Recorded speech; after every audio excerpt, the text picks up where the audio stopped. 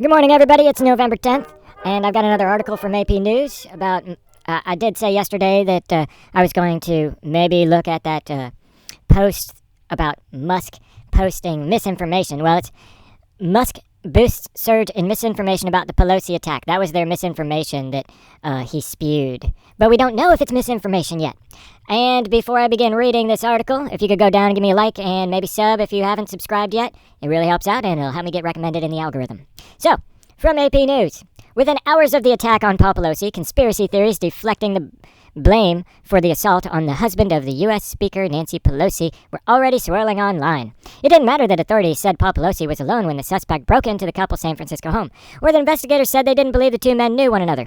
It didn't even matter that the suspect, David DePape, confessed to investigators that he broke into the Pelosi home to target the speaker. Misleading claims about the assault spread rapidly anyway, and not just thanks to trolls and obscure internet chat rooms. The claims received a major boost from some prominent Republicans and Elon Musk, now the owner of Twitter, one of the world's leading online platforms.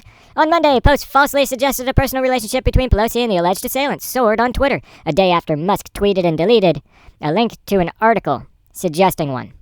So, he referenced news,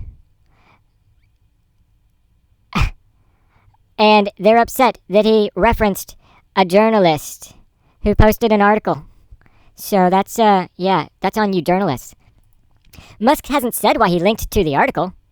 You guys put it out. Or why he deleted his post, because you guys claimed it was misinformation, which came in response to a tweet from Hillary Clinton that condemned the attack. Twitter did not immediately respond to questions from the Associated Press on Monday. I wonder why. It's like he forgot for a second that he was now the owner of the platform and not just another user who can say whatever he wants, said Brad Greenspan, a tech entrepreneur with an early investor in MySpace. Now being the owner, there's a whole new set of responsibilities. One of several Republicans to amplify the baseless. See, they keep going with these baseless. Whenever they type out conspiracy, they put in baseless. Where is it? Baseless. So, Marjorie Taylor Greene, MTG, defended Musk on Monday with a tweet that repeated the claim about Paul Pelosi's friend attacking him with a hammer. Rep. Clay Higgins from Louisiana joked that about the attack with his own tweet, since deleted, that repeated the theory. Donald Trump Jr., meanwhile, ridiculed Paul Pelosi on Twitter with assertions. They put false. The claim also spread to other platforms, including fringe sites like Gab and Truth Social, where posts mocked the 82-year-old. That may not be the right word. A victim. San Francisco District Attorney Brooke Jenkins on Monday begged other political leaders to be mindful of their comments about the case, because she's probably going to release DePape without any charges. We, of course, do not want We, of course, do not want distorted facts floating around, certainly not in a manner that is further traumatizing a family that has been traumatized enough.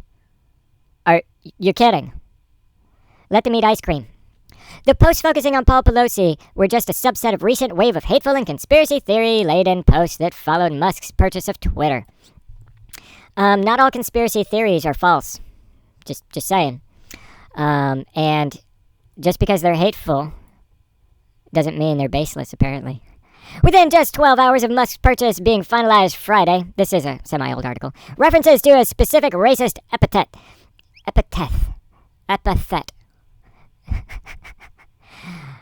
used to demean black people shot up by 500% according to an analysis conducted by Network Contagion Research Institute, a Princeton, New Jersey-based firm that tracks disinformation. We could just say, within 12 hours of Musk buying Twitter, LeBron James conducted a study and said that black people the N-word is flying around on Twitter so much more, according to LeBron. Extremism experts and disinformation researchers had warned that the change in ownership could upend Twitter's efforts to combat misinformation and hate speech, especially with this year's midterms elections just days away. Like I said, I think this article is from the 4th, but yeah, it's from November 4th, so 6 days ago. It's weird how there are so many people on the left that are extremism experts and disinformation researchers. And because AP sucks with their ads constantly refreshing, this page will not stay still. And it's terrible to read. See, this advert just changed, and now it's coming back, and it's screwing up the... Okay, so this Yosef dude, who's the director of media and democracy program at Common Cause, said there's a significant risk that misinformation spread so soon before the election could confuse or frighten voters or lead to more polarization or even acts of violence. Oh. Rather than cave in to conspiracy theorists and propaganda peddlers, we urge Musk to ensure Twitter's rules and enforcement practices reflect our values of democracy and public safety. Not American values or public safety, but ours. Because we here at the Media and Democracy Program at Common Cause have our own specific set of values of democracy and public safety. Authorities in San Francisco held a press conference Monday to discuss the latest on the investigation into the attack. DePape told police that he wanted to take Nancy hostage and break her kneecaps. So does half of America. District Attorney Brooke Jenkins debunked several other aspects of the conspiracy theory as well, saying there's no evidence DePape knew Paul Pelosi, saying Paul was alone at home when DePape broke in. While brief in conspiracy theories is nothing new to the While brief in conspiracy theories, While belief in conspiracy theories is nothing new to the American history, experts who study disinformation say they can become dangerous when they persuade people to consider violence as an alternative to politics, or when they cause people to ignore inconvenient truths. So, experts who study disinformation say they can become dangerous when, if people are persuaded to when people are persuaded to consider violence as an alternative to politics. Would that be in reference to, or when they cause people to ignore convenient truths? Like, let's talk about George Floyd was a saint. Hands up, don't shoot. If he were my son would look just like Trayvon. Remember all that? If you see them in a gasoline station, in a parking lot, in a restaurant, you form a crowd and you tell them they're not welcome here anywhere. When they go low, we go high. When they go low, we kick them. Do y'all not remember any of that stuff? Those could be seen as inciting violence as an alternative to politics. And when they cause people to ignore convenient truths. Yeah. Okay, so we've all heard, well, many of you have heard the 9/11 call from DePape to Paul Pelosi. I'm not going to read any more of this article. AP News is garbage, like complete garbage. I'm not going to sub to them.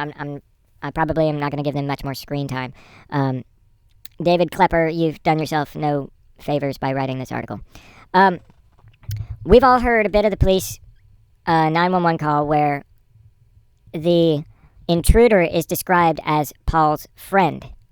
And the dispatcher officer making the call said, I don't understand what he means by intruder friend or whatever. And they wind up going there. Paul answers the door and escorts DePape back in.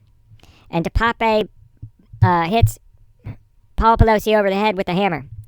So why were they both in their underwear, and why was a hammer what was available? Just to break off some kneecaps? It doesn't make any sense. So much of this story doesn't make any sense, which is the reason why conspiracy theories arise, such as the security footage around their house. We still haven't seen any footage of a dude walking up to the Pelosi house with a hammer and smashing the glass and entering. It's possible. It's possible that when the glass shattered, he pulled all of the glass out after he smacked the glass, maybe. Maybe Paul opened the door after he smashed the glass and took a broom and swept all that glass outside. I don't know.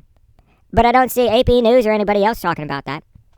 It's weird how there's no house security footage been released, and for some reason, none of the body cams for the police officers were turned on. So, just like Epstein hanging himself when the guards, for some reason, just decided this one time around they weren't going to do a security check, and that was the one time that the cameras in that cell aren't working. It's just convenience it's too convenient for it to be happenstance. This stuff happens for a reason because it isn't it is a conspiracy. It's not a theory. It's a conspiracy. So, yeah, that's it for this one. Yeah, I'm done.